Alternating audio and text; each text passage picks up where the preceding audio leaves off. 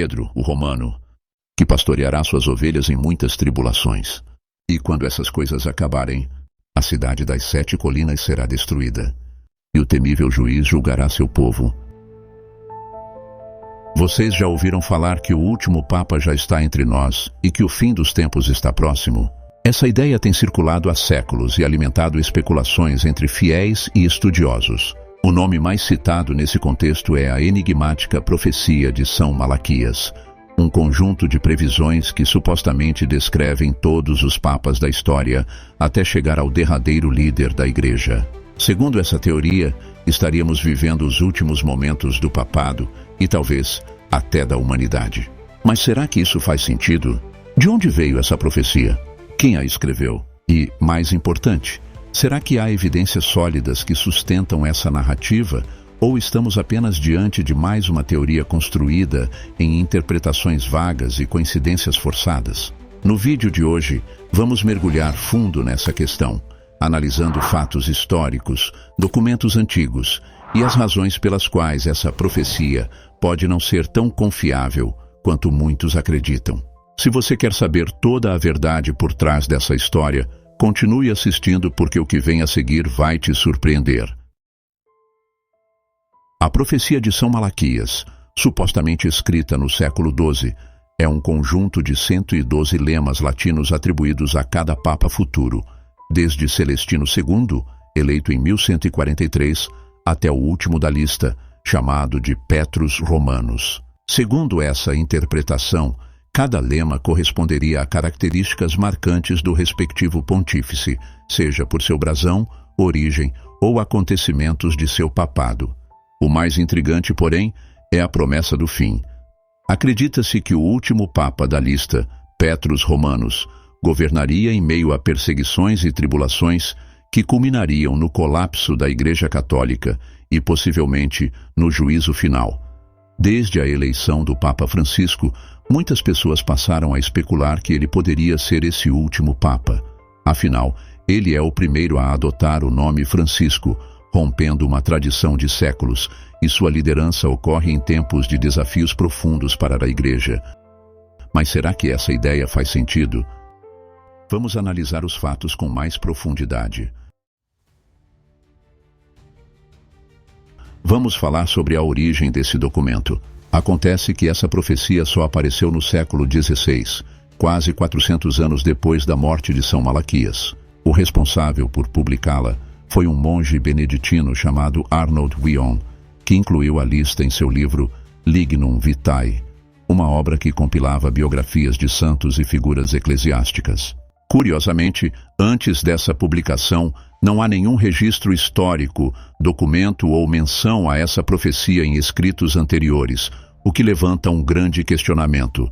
Se essa profecia era tão importante, por que permaneceu oculta por tantos séculos? Além disso, o contexto histórico do século XVI nos dá pistas sobre o motivo pelo qual essa lista pode ter surgido justamente naquela época. Esse período foi marcado por intensas disputas políticas dentro da Igreja Católica, especialmente durante e após a Reforma Protestante. A eleição papal era um evento de extrema relevância e, muitas vezes, influências externas tentavam interferir no processo.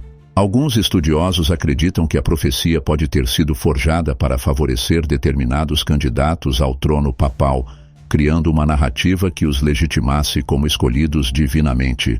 Isso significa que, longe de ser uma visão profética, o documento pode ter sido uma estratégia política muito bem elaborada. Outro ponto crucial: o contexto histórico. O século XVI foi um período de grandes turbulências para a Igreja Católica.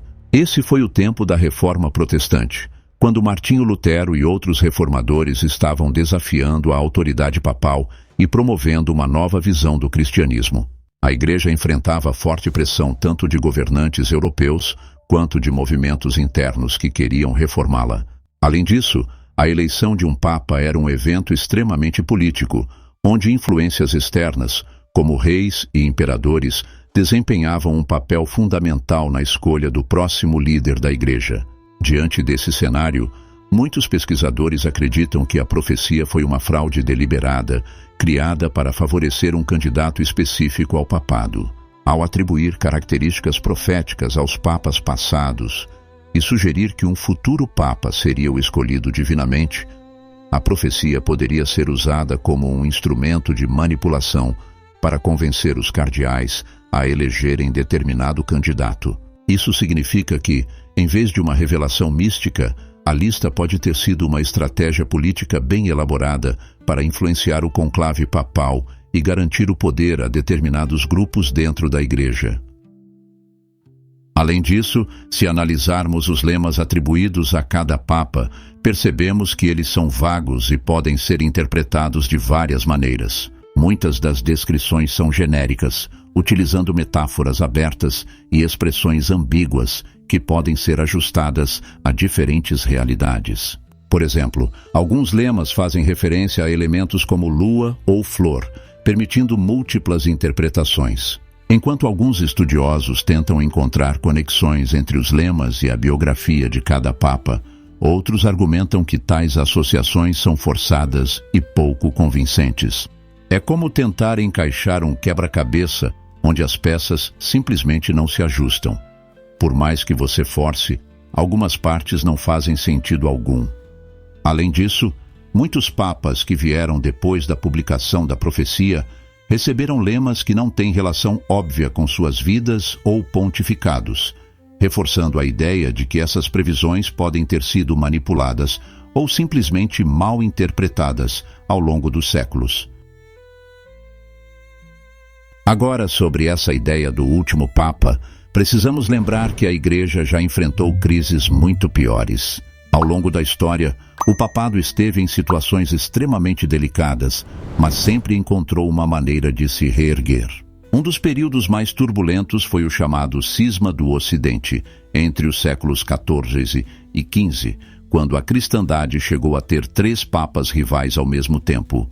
Um em Roma, outro em Avignon, e um terceiro eleito por um concílio que tentou resolver a crise. Se nem essa fragmentação foi suficiente para acabar com o papado, por que acreditar que ele acabaria agora? Além disso, houve perseguições brutais contra os papas e contra a Igreja como um todo. Nos primeiros séculos do cristianismo, imperadores romanos como Nero e Diocleciano ordenaram massacres de cristãos e tentaram erradicar a nova fé. Mais tarde, na Idade Média, alguns papas foram capturados e até mortos por reis e inimigos políticos. No século XIX, o Papa Pio IX viu os estados pontifícios serem tomados pelo Reino da Itália, perdendo praticamente todo o poder temporal que a Igreja tinha. Ainda assim, o papado não só sobreviveu, mas se fortaleceu espiritualmente e continuou sendo uma das instituições mais influentes do mundo. Outro exemplo é o próprio século XX. Durante a Segunda Guerra Mundial, a Igreja enfrentou ameaças diretas de regimes totalitários, tanto do nazismo quanto do comunismo. O Papa Pio XII teve que navegar por um cenário político extremamente difícil, e mesmo assim, o papado continuou a exercer sua liderança global. O mesmo aconteceu com João Paulo II, que desempenhou um papel fundamental na queda do comunismo no leste europeu, especialmente na Polônia. Se o papado sobreviveu a guerras, revoluções e conflitos internos, o que faria com que ele acabasse agora? O Papa Francisco pode até estar passando por momentos desafiadores, com debates sobre mudanças na Igreja, tensões políticas internas e até a diminuição do número de fiéis em algumas regiões. Mas isso não significa que ele será o último. A Igreja é uma instituição resiliente que se adapta e sobrevive há mais de 2000 anos. O próprio conceito de último Papa não faz sentido dentro da tradição católica, pois a sucessão apostólica garante que sempre haverá alguém para ocupar o trono de Pedro. E tem mais. A própria Bíblia nos dá uma pista sobre isso. Em Mateus 16:18, Jesus diz a Pedro: "Sobre esta pedra edificarei minha igreja, e as portas do inferno não prevalecerão contra ela." Essa passagem é um dos fundamentos do cristianismo e simboliza a promessa de Jesus de que sua igreja permaneceria firme apesar dos desafios. A interpretação tradicional dos cristãos, especialmente dos católicos, é que Pedro foi escolhido como líder da igreja e que seus sucessores continuariam essa missão. Se essa profecia de um último Papa fosse verdadeira, estaríamos dizendo que essa promessa falhou, algo que entra em total contradição com a fé cristã. Ao longo dos séculos, a Igreja passou por cismas, perseguições, reformas e até crises internas, mas nunca deixou de existir. Os desafios sempre fizeram parte de sua trajetória, mas a estrutura do papado se manteve intacta. Além disso, há um outro detalhe importante. Jesus não prometeu que a Igreja estaria livre de dificuldades. Pelo contrário, a história mostra que a Igreja enfrentou momentos de turbulência, como a perseguição dos primeiros cristãos, o cisma do Oriente e do Ocidente, as reformas protestantes e até escândalos modernos. Mas em nenhum desses momentos a instituição desapareceu, porque, segundo a crença cristã, ela está sob a proteção divina.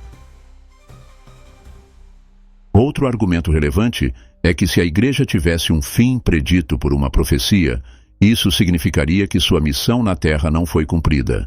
No entanto, a própria doutrina cristã ensina que a Igreja continuará até o final dos tempos, quando ocorrerá a segunda vinda de Cristo.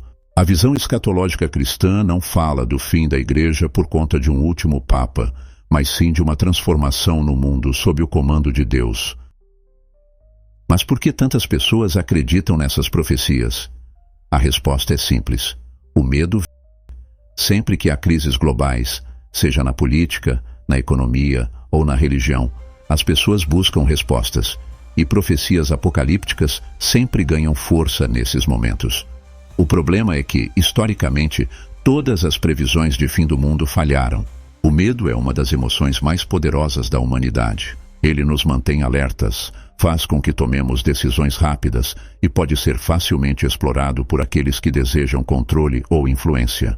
Desde os tempos antigos, sempre que o mundo enfrenta períodos de incerteza, surgem novas previsões sobre um suposto fim iminente. Guerras, pandemias, crises econômicas, desastres naturais. Tudo isso serve como combustível para a crença em profecias do Apocalipse. Se voltarmos no tempo, veremos que a ideia do fim do mundo é quase uma obsessão humana. Os maias previram que o mundo acabaria em 2012. Algumas interpretações bíblicas indicavam que o Apocalipse aconteceria no ano 1000, e diversas seitas religiosas já marcaram datas específicas para o juízo final, apenas para ver suas previsões falharem repetidamente. A cada nova geração, novas previsões surgem e ganham força, apenas para serem substituídas por outras no futuro. Isso acontece porque o medo é uma ferramenta poderosa de controle. Muitas dessas profecias acabam sendo utilizadas para fins políticos, religiosos ou comerciais.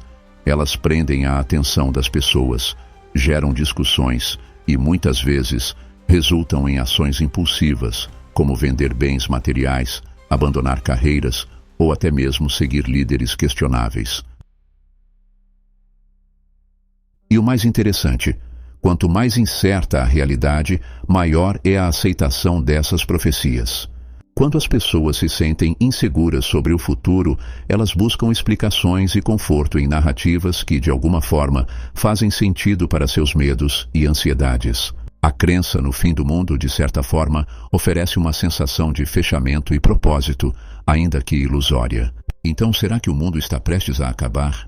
Muito provavelmente não. A história humana já enfrentou pandemias, guerras globais e catástrofes naturais de proporções épicas.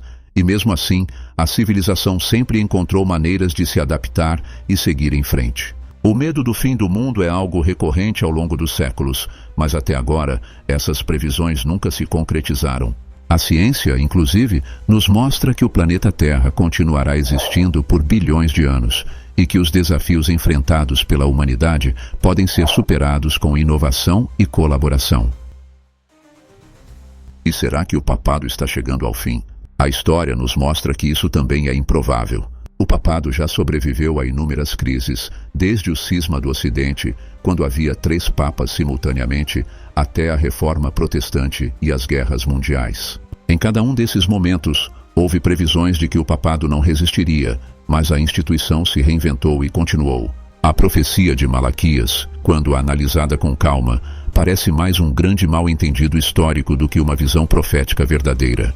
Muitos dos lemas atribuídos aos papas são vagos e permitem múltiplas interpretações, tornando fácil encaixá-los a qualquer um. Além disso, O fato de ter sido descoberta apenas séculos após a morte de São Malaquias levanta dúvidas sobre sua autenticidade. E se você gostou desse vídeo, já deixa o like e se inscreve no canal para mais conteúdos como esse. Ah, e tem mais um vídeo aparecendo na tela agora mesmo que eu tenho certeza que você vai gostar. Clica lá e continua com a gente. Até a próxima.